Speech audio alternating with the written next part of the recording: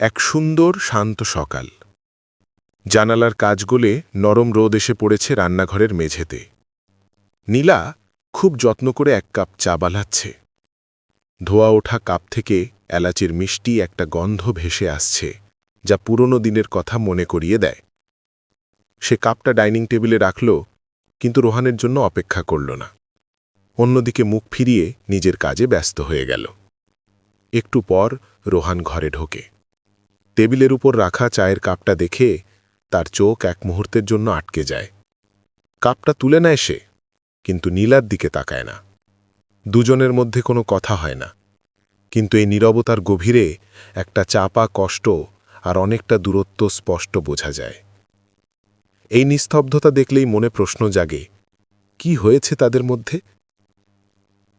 পর্ব ১, নীরবতার দেয়াল। এই বাড়ির প্রতিটি কোণায় এখন যেন নীরবতা বাসা বেঁধেছে। রোহান আর নীলা, যারা একসময় একে অপরের ছায়া ছিল, তারা এখন একই ছাদের নিচে থেকেও দুটো অচেনা দ্বীপের মতো। তাদের দিন শুরু হয় একসাথে, কিন্তু একদম আলাদাভাবে। রোহান অফিসের জন্য তৈরি হয়, আর নীলা তার নিজের জগৎ নিয়ে ব্যস্ত থাকে। তাদের মাঝখানে শুধু একটা অদৃশ্য দেয়াল, যা হয়তো অহংকার আর অভিমানে গড়া। তারা একে অপরের প্রিয় রং, প্রিয় খাবার, ছোট ছোট অভ্যাস সবই জানে, কিন্তু এখন সেই জানাটাই যেন সবচেয়ে বড় কষ্টের কারণ জেনেও তারা কেউ কাউকে নিয়ে ভাবে না, বা হয়তো ভেবেও প্রকাশ করে না। এই নীরবতাটা একটা শাস্তির মতো, কিন্তু কার জন্য এই শাস্তি, আর কেনই বা, তা তারা নিজেরাও হয়তো ভুলতে বসেছে। অভিযোগের ভিড়ে তাদের ভালোবাসাটা যেন কোথায় হারিয়ে গেছে। পর্ব ২, ফ্ল্যাশব্যাক, সেই ঝড়ের রাত। অথচ মাত্র কয়েক মাস আগেও এই বাড়িটা এমন ছিল না।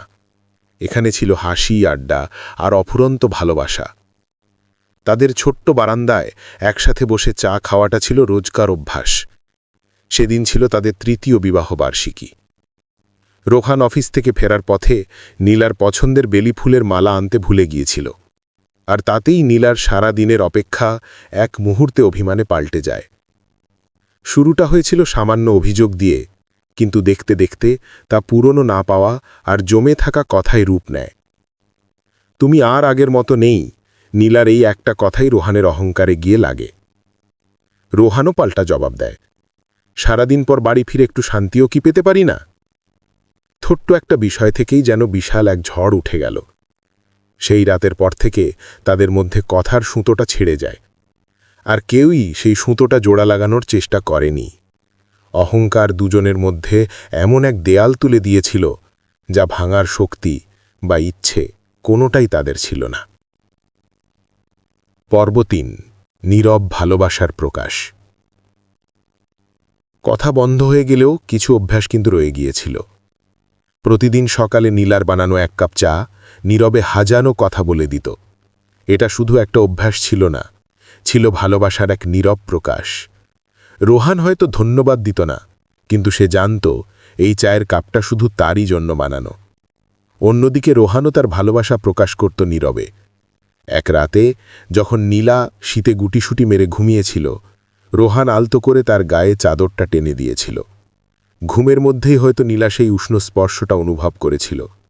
আর একদিন রান্নাঘরে কাজ করতে গিয়ে নীলার হাত কেটে যায়। রোহান দূর থেকে দেখলেও কিছু বলেনি, কিন্তু কিছুক্ষণ পর নীলা খেয়াল করে তার পড়ার টেবিলে একটা ফার্স্ট এড বক্স রাখা। এই ছোট ছোট কাজগুলোই ছিল তাদের না বলা কথা। তারা একে অপরকে বোঝানোর চেষ্টা করত যে ঝড় হয়তো এসেছে, কিন্তু অনুভূতিগুলো মরে যায়নি। তাদের ভালোবাসাটা যেন এমনই এক নীরব সুর হয়ে উঠেছিল, যা কেবল দুটি হৃদয় শুনতে পায়। পর্ব ৪, টার্নিং পয়েন্ট। একদিন সন্ধ্যায় ঝড় বৃষ্টির রাতে নীলার হঠাৎ খুব জ্বর আসে। শরীর এতটাই দুর্বল হয়ে পড়ে যে সে বিছানা থেকে উঠতেও পারছিল না। রোহান অফিস থেকে ফিরে নীলাকে ওই অবস্থায় দেখে চমকে ওঠে। এক মুহূর্তের মধ্যে তার ভেতরের সব অভিমান, সব অহংকার যেন ধুয়ে মুছে গেল। সে দৌড়ে গিয়ে নীলার মাথায় হাত রাখে। জ্বরে পুড়ে যাচ্ছে শরীরটা। সেই রাতে রোহান এক মুহূর্তের জন্য নীলার পাশ থেকে সরেনি। ভেজা কাপড়ে মাথা মুছিয়ে দেওয়া, সময় মতো ওষুধ খাওয়ানো আর সারা রাত ধরে তার পাশে জেগে বসে থাকা। রোহানের এই সেবাটুকুই ছিল হাজারো কথার চেয়েও বেশি দামি। ভালোবাসার জন্য মানুষ যখন কিছু করে তখন কোনো ঠিক ভুলের হিসাব করে না। রোহান যেন সেটাই প্রমাণ করছিল। পর্ব ৫। পুনর্মিলন। সকালে নীলার জ্বরটা একটু কমে। চোখ খুলে সে দেখে রোহান তার বিছানার পাশে একটা চেয়ারে মাথা রেখে ঘুমিয়ে পড়েছে। এই দৃশ্যটা দেখে নীলার চোখের জল আর বাঁধ মানল না।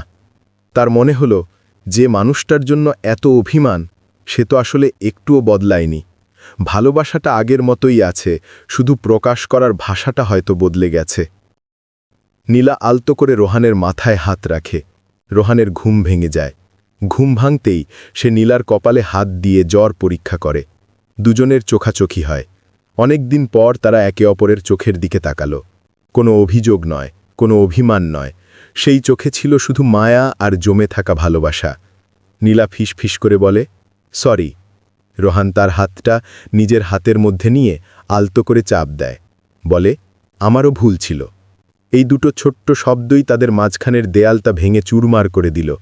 তারা বুঝতে পারল, নীরবতা মানেই দুর্বলতা নয়, কখনো কখনো তা ক্লান্তিরও প্রকাশ। কিন্তু সেই নীরবতার আড়ালে লুকিয়ে থাকা ভালোবাসাটাই আসল সত্য। সেই সকালের চাটা রোহান আর নীলা অনেক দিন পর একসাথে বারান্দায় বসে খেল। তাদের মধ্যে হয়তো আগের মতো অফুরন্ত কথা ছিল না, কিন্তু যেটুকু ছিল তার পুরোটাই ছিল ভালোবাসায় মাখা। কারণ তারা শিখে গিয়েছিল, ভালোবাসা যখন গভীর হয় তখন সব সময় শব্দের প্রয়োজন হয় না। প্রিয়জনের পাশে নীরবে থাকাও এক পরম সুখ। আপনার জীবনেও কি এমন কোনো গল্প আছে, যেখানে নীরবতা কথার চেয়েও বেশি শক্তিশালী হয়ে উঠেছে? কমেন্টে আমাদের সাথে আপনার অনুভূতি শেয়ার করতে পারেন। আর ভিডিওটি এমন কাউকে পাঠান যার হয়তো এই গল্পটা একবার শোনা প্রয়োজন।